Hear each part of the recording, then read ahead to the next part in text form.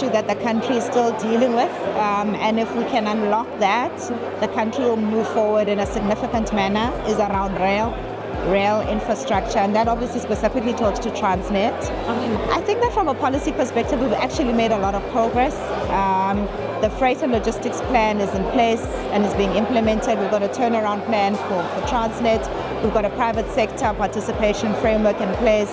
So, my view around the rail piece is that the policy piece is actually there. It's really around execution and how we get more cargo moving from road onto rail and really get the supply chain of the country going. So in that piece, I think it would really be more execution focused rather than policy focused. The other area that still requires quite a lot of attention, and if we're not careful, it's going to be another rolling blackout issue, is the one around water. The water infrastructure in the country, and that critical infrastructure needs a lot of attendance. And it is just, for me at a personal level, even from a business level, a plea from a government perspective, and not so much policy there again, but we need to be spending on critical country infrastructure.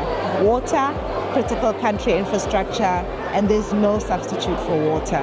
So that is an area, again, not so much policy, but rather focus in terms of spend, skill, and just getting the country to shift from that perspective. So it's interesting, our Transnet relationship is both.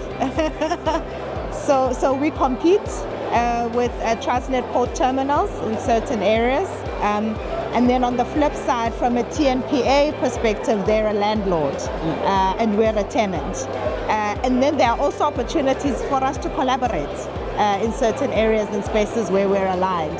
So our Transnet relationship actually goes across different spaces depending on whether you're talking containers or whether you're talking bulk minerals or bulk grain, etc.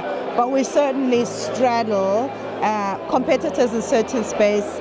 We can be aligned and work together in other spaces, and then they are our landlord because we're a tenant in the port.